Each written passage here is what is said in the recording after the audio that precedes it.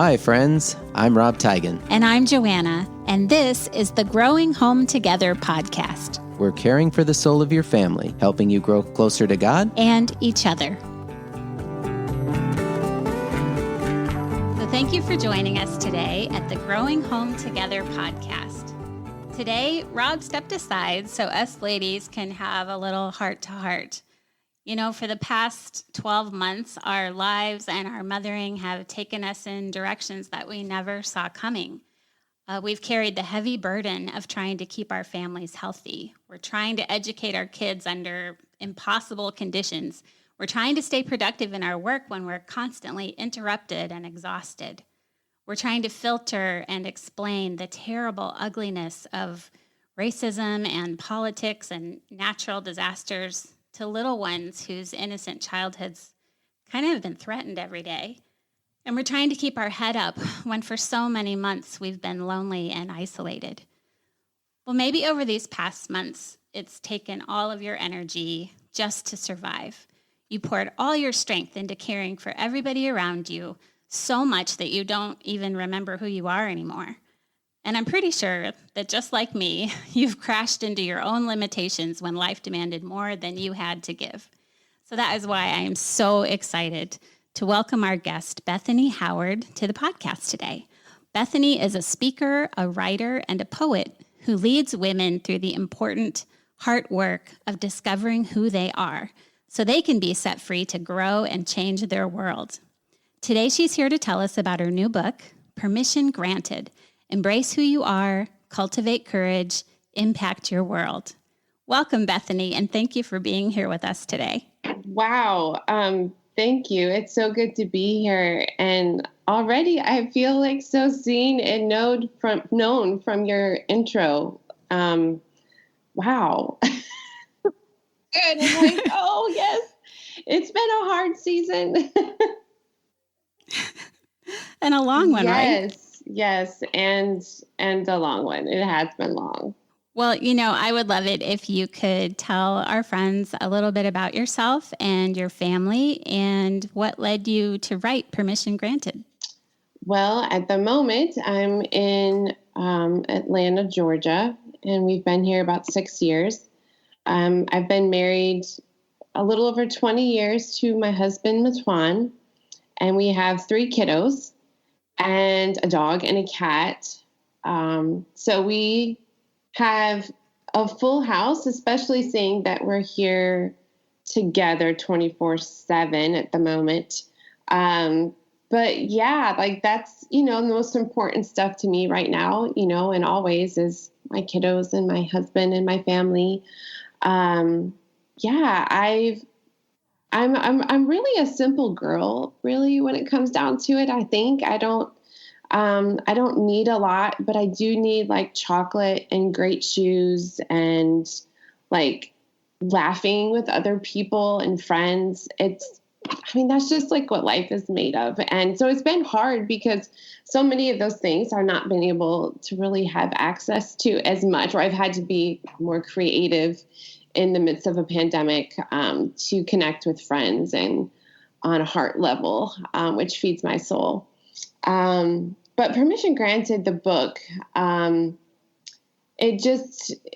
been writing under that tagline for about two years now. And I've kind of leaned into this creative format where it kind of reads as a poem. And I've been just kind of leaning into that, and it feels really right to me to be in this space where it's less of, like paragraph form and more of like breathing and conversation form. And so from that, I just keep writing. I've been writing in that format for a while now. And I was in a group this past summer, and so many of these people were kind of leaning into their next steps for whatever their creative project was, whatever their work was. And I just was realizing that I didn't know completely what was next for me. And it certainly didn't seem like it was maybe the things that they were pursuing. So I decided that maybe I should write a book and put a book together, which seemed like, I'm sure that there's people would say, oh, it's not the right time. You don't have this, you don't have enough followers. You know, there's so many other things that come before this, but it was just, for whatever reason, it was my next step for me. So all of a sudden now there's a book of my pieces all snuggled up together in one place. And it's super exciting and nerve-wracking and scary, but I also feel like I'm right where I'm supposed to be. So it's a very strange mix of emotions.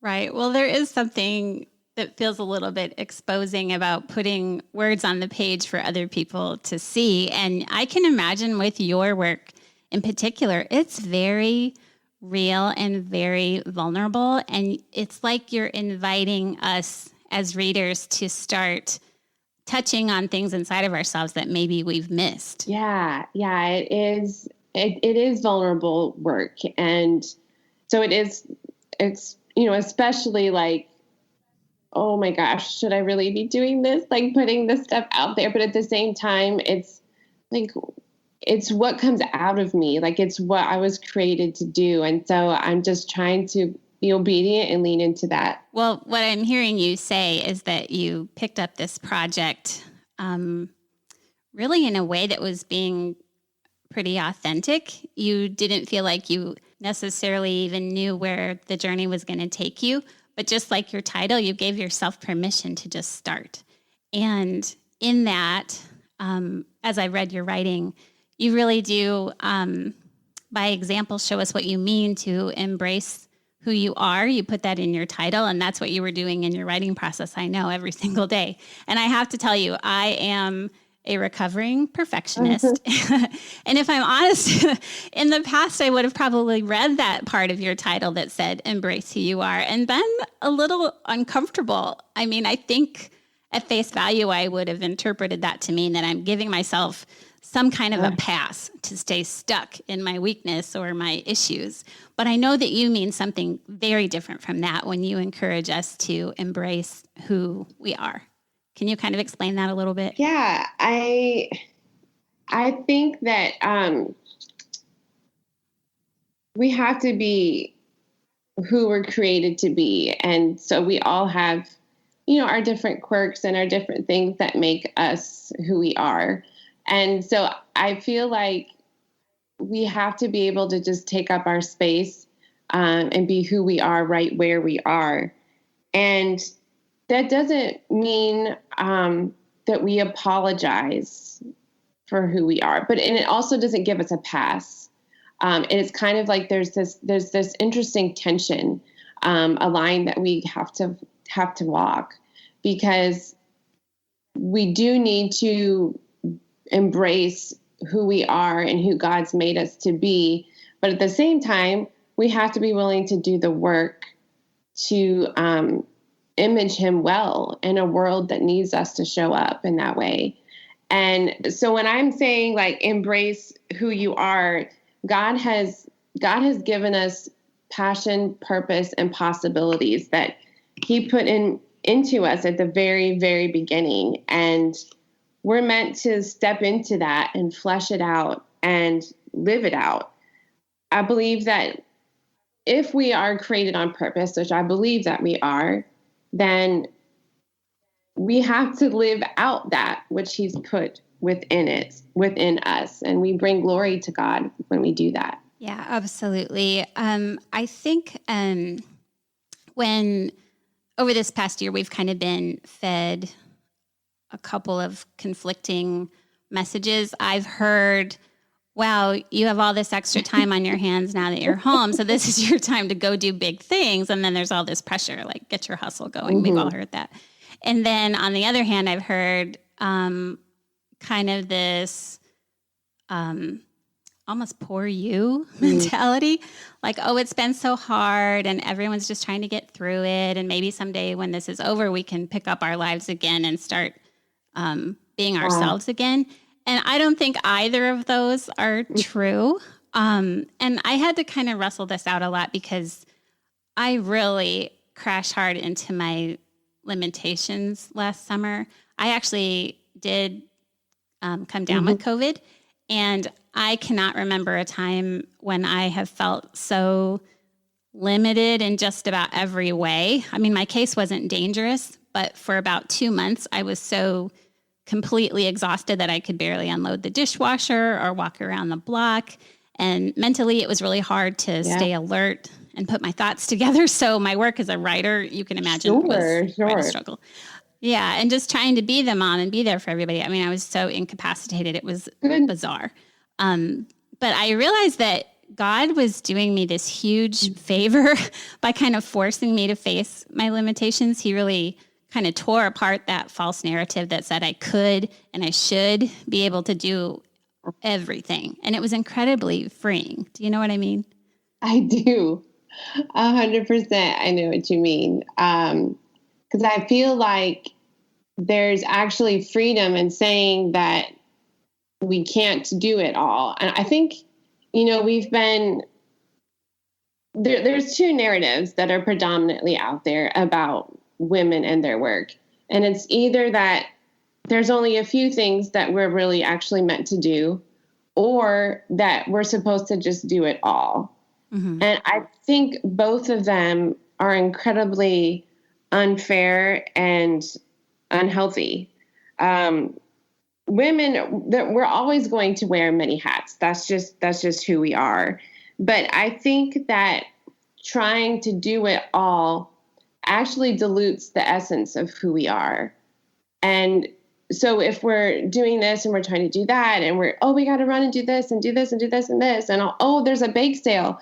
Like all of those things, like we're actually unable to really focus on who we're created to be. And so we just end up spinning our wheels, and we actually don't make progress.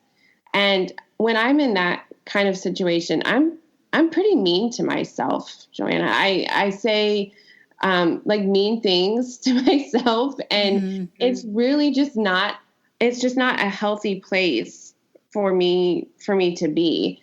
And so I think for me, it's more a practice of trying to be present where I'm at. Does that make sense? Oh, it does. So when I've heard you talk about these ideas and read what you've written, what I hear so much from you really is what a lot of us might just call grace, that God has grace on our weakness, grace on our confusion, grace for our pain, and that receiving his grace and compassion for where we are right now is the first step to actually growing into who he created us to be. And that is a really big idea to wrap my head around. Can you kind of help unpack why embracing who we are is so necessary for us to be able to move into growth and change? Yeah, I think that when we don't embrace who we are and right where we are, like we're actually fighting against perfection. And we're trying to posture ourselves and present something. And if we can't be honest with where we are and with who we are and who God's created us to be, there's actually no room for growth. Growth is impossible, because growth requires that we say, maybe this right here, this part of me, or, this thing that I keep tripping over, patience, for example, is maybe not honoring God, or maybe it's not honoring my children, because they're image bearers too. And so I feel like if we can't own where we are, there's no chance for growth. And we probably both have known people who are kind of stuck in that place. And so it does require a lot of vulnerability and a lot of leaning on God, knowing that we're valuable right where we are. We don't have to apologize for who we've been created to be, but we do have a responsibility to grow. Right. And I guess for myself, if I had to put a definition to even what my growth process really is probably the word transformation. I know that God says that once we've been saved through Jesus and we become part of God's family and we receive his spirit, that he begins this really powerful, transformative work in us.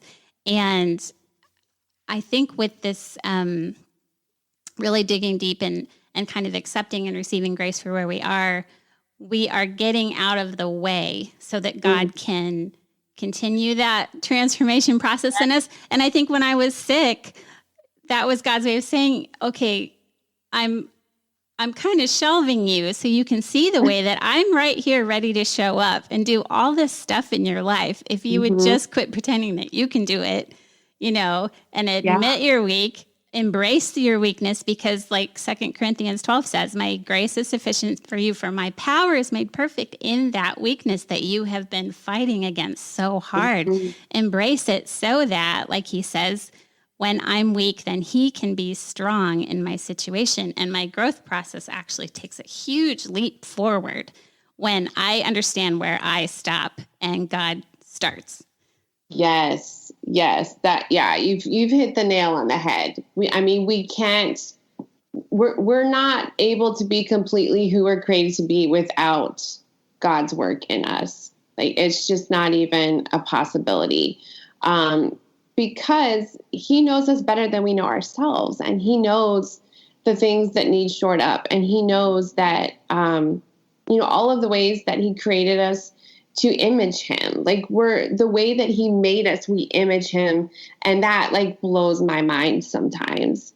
And I also know that there are things within me that don't image him well. And I know that he loves even that part of me and wants me to grow.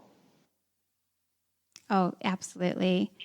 Yeah, I know that one thing that kind of drew us together in friendship was talking about a lot of our emotions and our grief and the limitations that we face in our mothering. I think one thing that you and I have in common is that we are moms in a mixed race family, each of us, and how that leaves some gaps in, at least for me, in my understanding of my son and how to help him grow up in a world that maybe is not always going to be for him, and to help him form his identity. I feel very ill-equipped to do that a lot of the time. And I've shared grief that our country is still so far from healing the racial divide, and knowing that that's going to impact my child. And so you and I have talked about accepting the fact that we're on a growth journey in that, to be the moms that our kids need.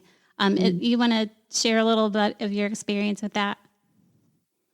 Yeah, it's been quite a journey for me, especially in the last, I would say, 3 years or so. I'm in a church that has been a great education for me and has really spurred me on to understand history and the things that I needed to unlearn or relearn. And for me, my husband is Black and I have 3 biracial children. And this climate right now has been extremely challenging, as I'm sure you know.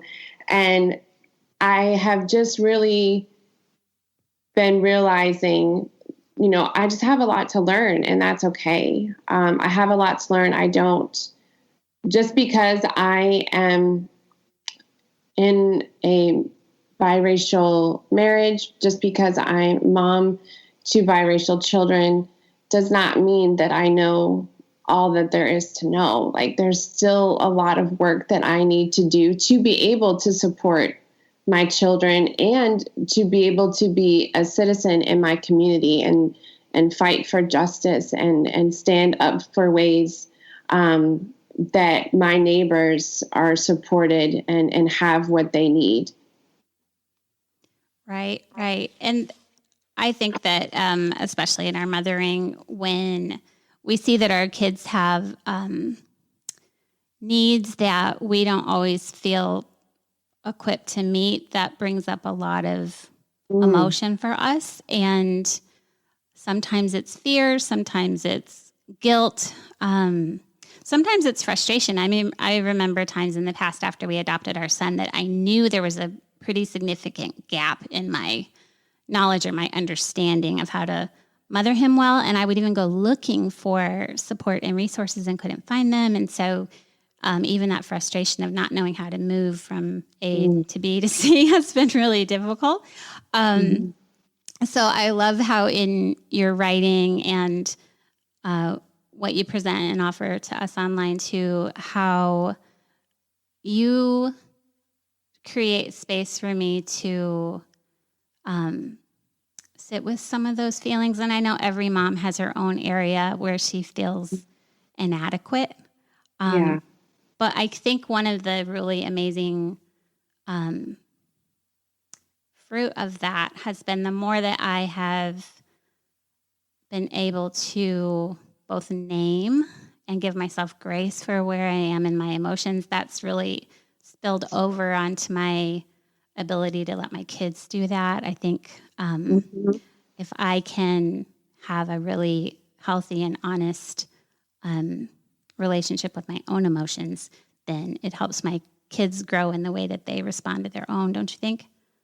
Oh, definitely. I think that emotions can guide us in that they connect us to God and to our passion and our purpose. I think that, yeah, we can go too far sometimes, and we don't have to completely just lean into our emotions and let them just lead the way with everything. But at the same time, I think that, emotions can kind of be our superpower in that they connect us to our passion. And so those things that we feel the most, those places that we want to run to and fix, the things that grieve us, we need to pay attention to those things. And our kids need to see us kind of wrestling with that and okay, you feel like this is we need to have conversations with them about the things that we're angry about, the things that we're sad about, the things that we don't understand and that we're wrestling with, because they're having those same things, and they may not always be able to articulate to us all of the emotions that they're experiencing. And so I think it's very helpful to our kids for them to see us feel things, to learn from it, to grow from it. Okay, where is that pointing me to? This anger that I'm feeling, why is it? Like you said, let's name it. And then what do we do with that? I think it's a very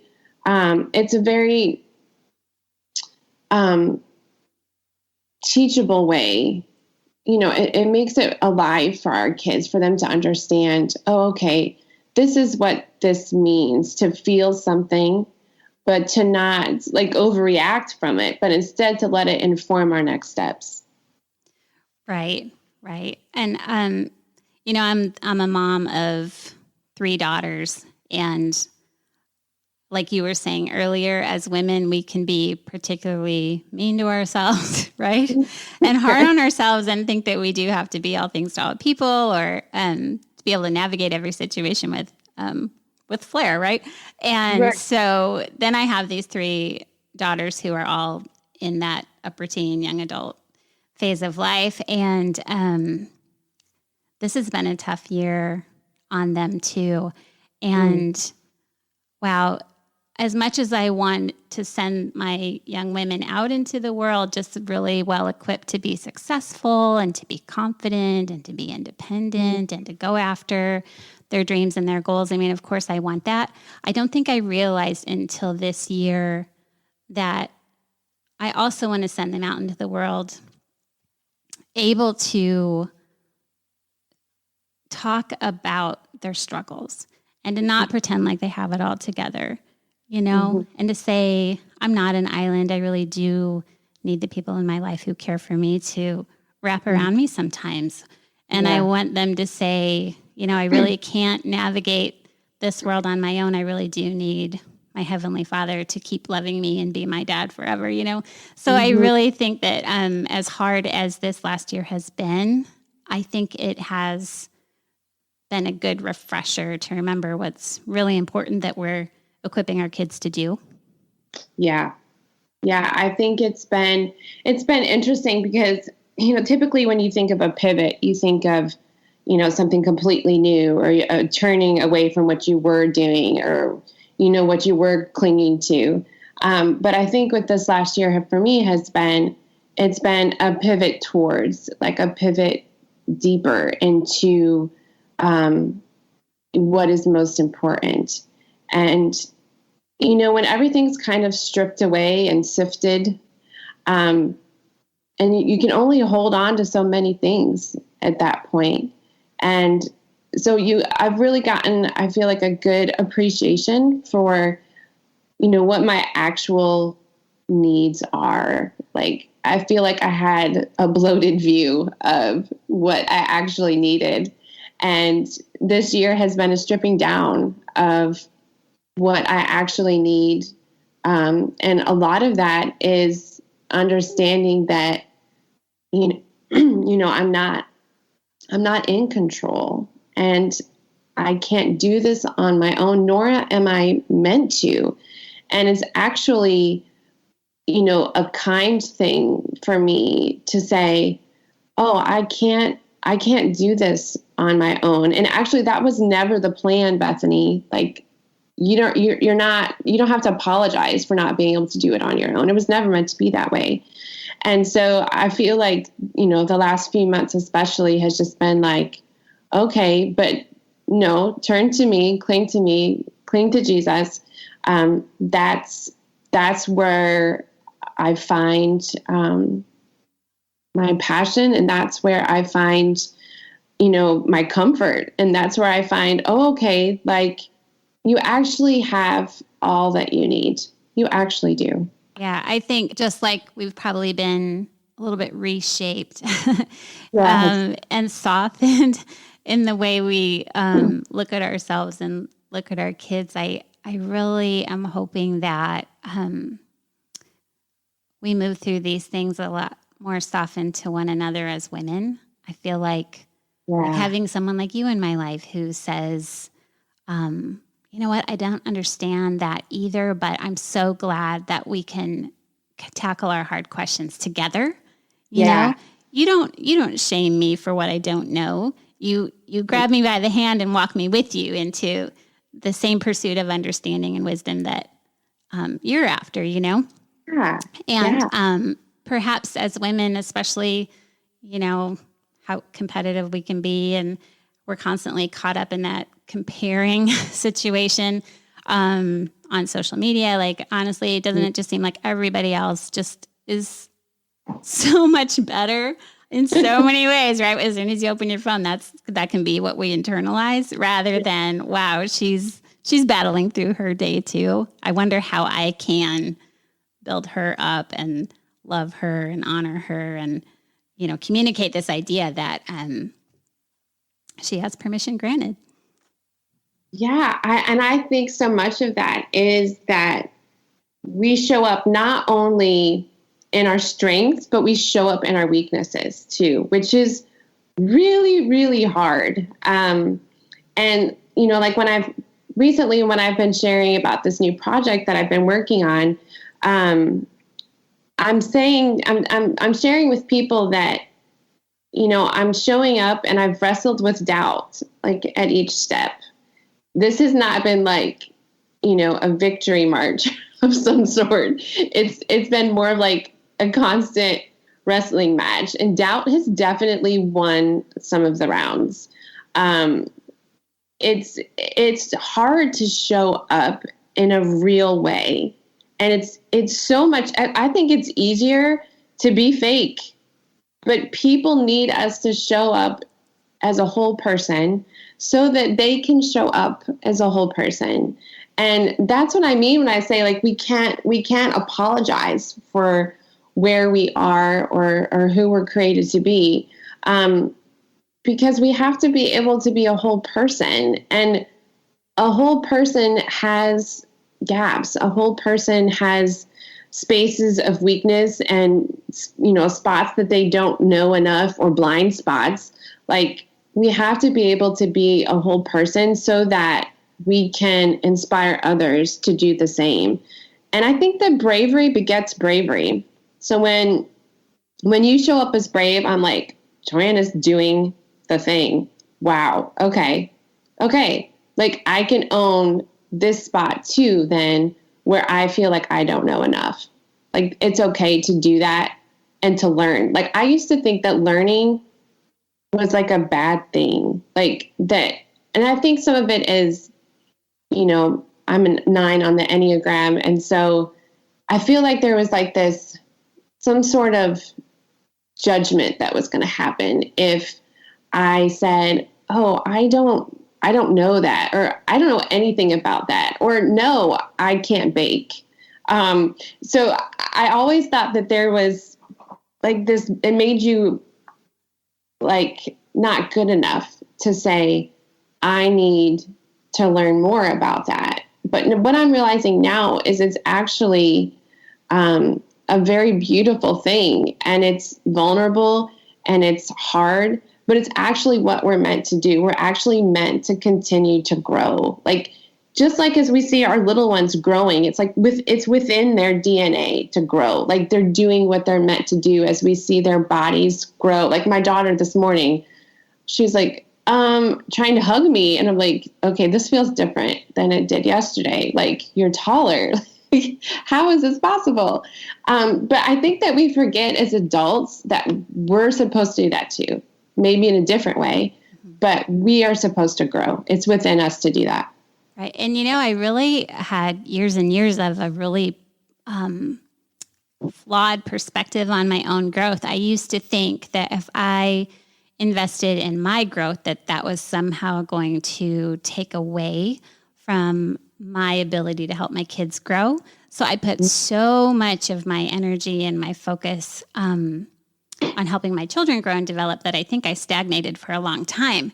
And I had no idea that I was actually doing them a disservice. And then about, going on 10 years ago, when God started calling me to really go deep into my work as a writer, I actually responded to that with a lot of guilt. Like, how is it possible that I can lean into something that feels detached from my life as a mother? Yes. And have that possibly be good for them. But then now fast forward 10 years and I do have these young adult children, and I watch them so comfortable in their own skin. They're all extremely creative writers, artists, musicians.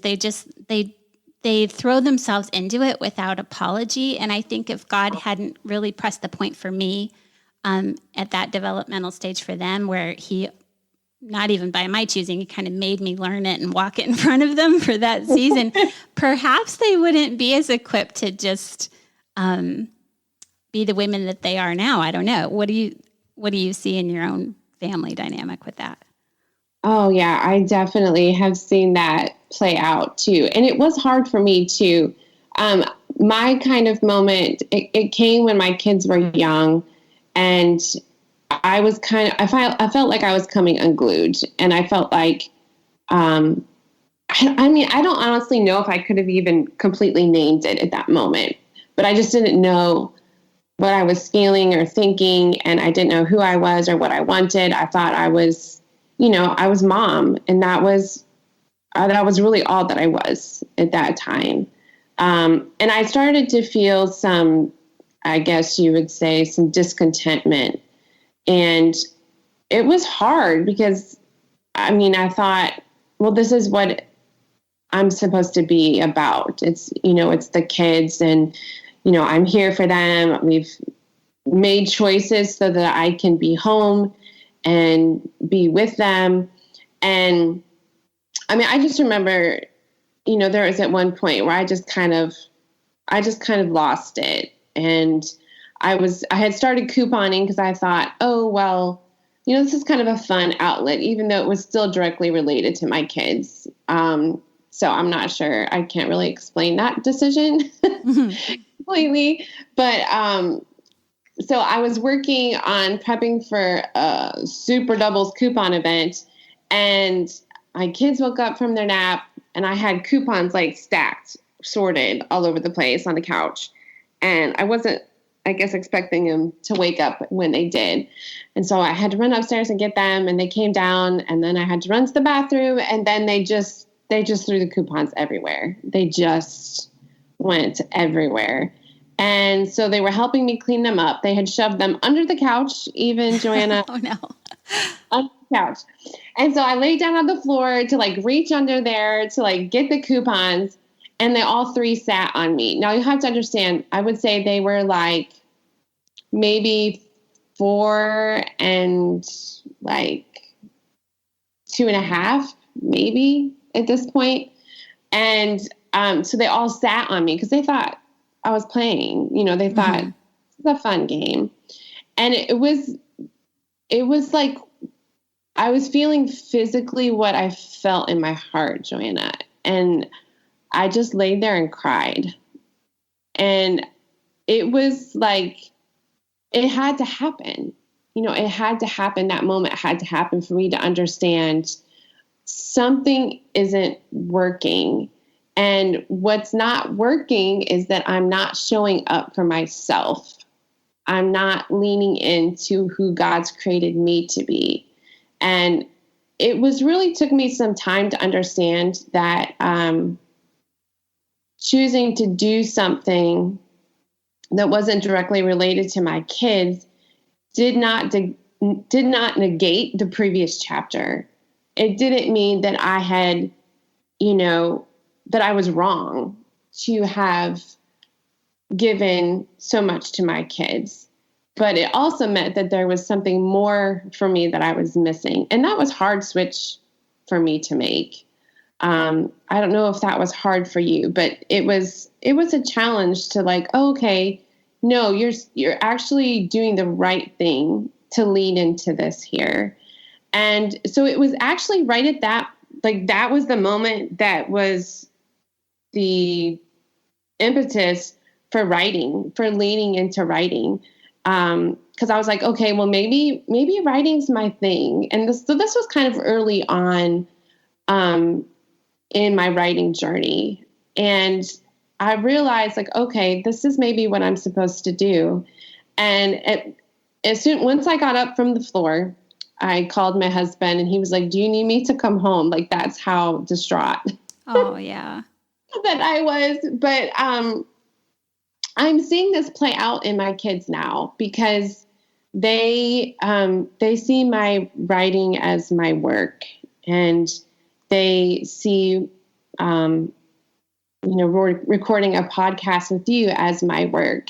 And they often talk about how, like my son has written a note to me a couple of times and it said, you know, you're a speaker, you're a writer, you're my mom. Like they see me as more than mom. And I'm seeing it translate because they're like, oh, well, I'm this, and there's this part of me. And they're having some freedom to explore that, you know, to really lean into like, okay, well, who am I supposed to be? What are the things that I love to do? And my husband and I are both like, okay, like you're into writing. Let's make this happen. Let's like go ahead and explore that. And I'm hopeful that the kids just continue to do that because they see, you know, their dad and I lean into those places too. If I think back to my childhood, I was much more the kind of child that would just want the list of everything that was expected of me so I could check off all my little boxes and feel like, okay, then my identity is secure and I'm defined by my productivity. And so to be discovering as an adult, just really the joy that can come from having that explorer mentality that you're talking about, and then to see that come alive in my kids is really amazing. And I think I made a mistake for a long time of thinking that as a mom that I was almost like a mirror. So when my kids looked at me, I could reflect back to them who they were. So if I saw a strength or a talent or just a neat part of their character, I could relay back to them how great they were. And yes, affirmation is really important, but a mirror is rigid and cold, and a mirror can't put its arms around you. And a mirror is always a mirror. It doesn't change or anything. And it's only useful by whoever is standing in front of it. And God's like, you're not a mirror, you're a person. You're a living, breathing person. And my kids want a relationship with a person who is the woman of God that he made. And so, boy, we were really missing out until God started doing that work. Yeah. I'm so thankful that, God kind of got my attention in the way that he did, so that I was, able to be a whole person, which means I'm a whole mom. And it took me a while to understand that, to get that as I'm caring for all of the parts of me, I'm a better mom. And that has been revolutionary, I think, for me, for my health, just as a person, for my relationship with God, my husband, my children, my extended family. And I'm just so thankful that I learned. I wish I had learned it a little bit earlier. I'll say that. I feel like I'm a slow learner, Joanna. Oh, I'm right there with you. Yep. Yep.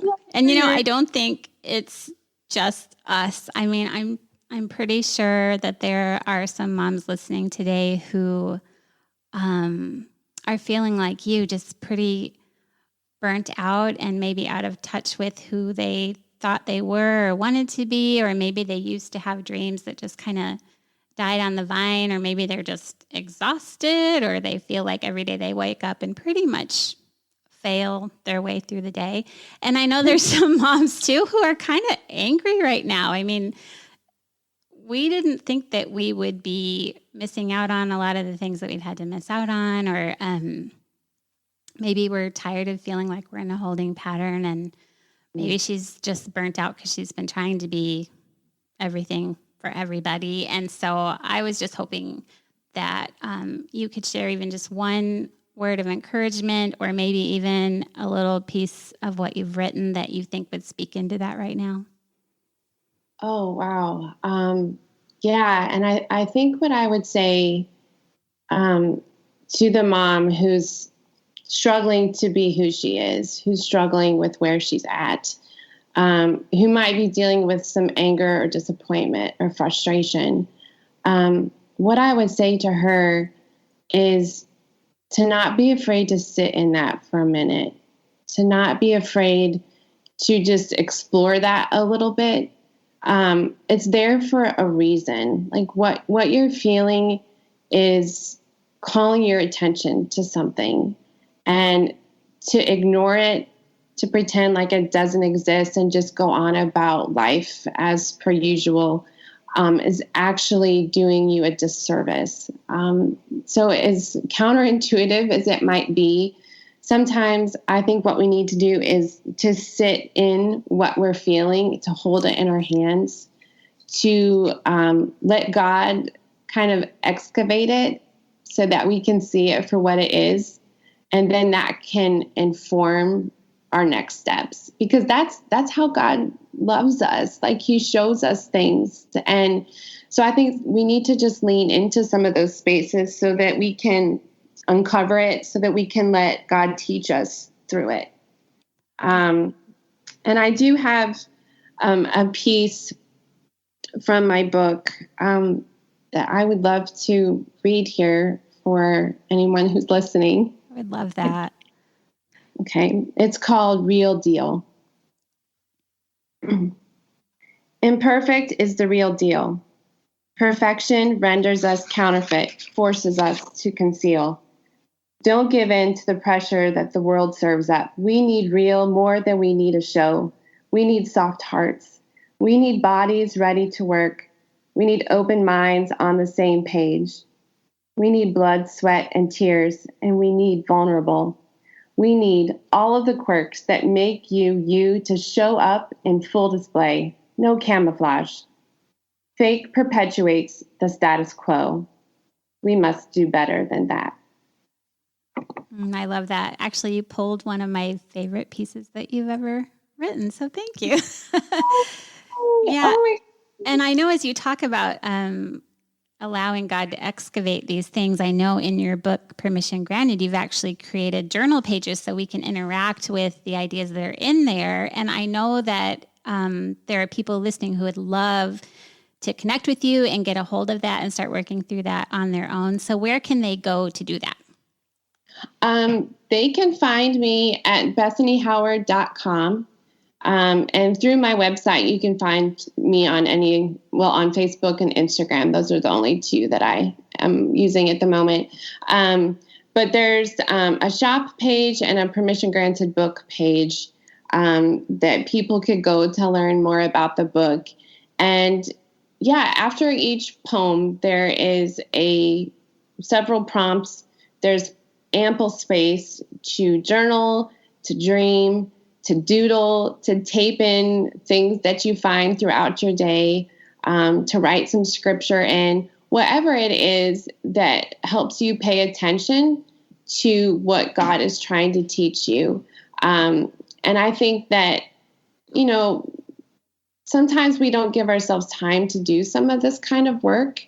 And so with this book, I was just kind of hoping to give women a book that they might feel able to show up in, that they might feel loved, and not from me and not through my words, but from God, that He loves them, who they are, and how He's created them, and He's given them passion, purpose, and possibilities. And I just wanted women to have a space where they could just kind of dive into that and explore and try new scary things. So I think our kids need to see us doing that too, trying new scary things that, I keep saying I'm in way over my head and I'm having the time of my life. If you had said that I would be doing this a few years ago, I would have not believed you. But I think it's so good, for me to be in this space of complete trust and complete believing that I'm showing up, I'm doing what God has put within me, and the rest of it is completely out of my control. And I'm completely happy to be in that place. So that's kind of what the book is about, just showing up who you are right where you are, and the rest of that is completely out of your hands, but you at least have done the work that you've needed to do. Right. It sounds like, wow, if somebody actually started tracking through those pages, it could kind of be an adventure, like something maybe we've really never done before. So I'm excited to hear what is going to happen in other women's lives through this, and I'm excited to see what's going to happen in mine. So thank you, Bethany. I'm so grateful for your time today. This was just so refreshing and encouraging after a season of, coming out pretty depleted a lot of the time. So thank you so much for being here, Bethany. Oh my goodness. Thank you so much. I always love a conversation with you. You're such a light. Thank you. Sure. And thank you everybody for joining us today. I would love to connect with you over on our website at growinghometogether.com. Rob and I are committed to caring for the soul of your family and growing home together with you. Bye-bye.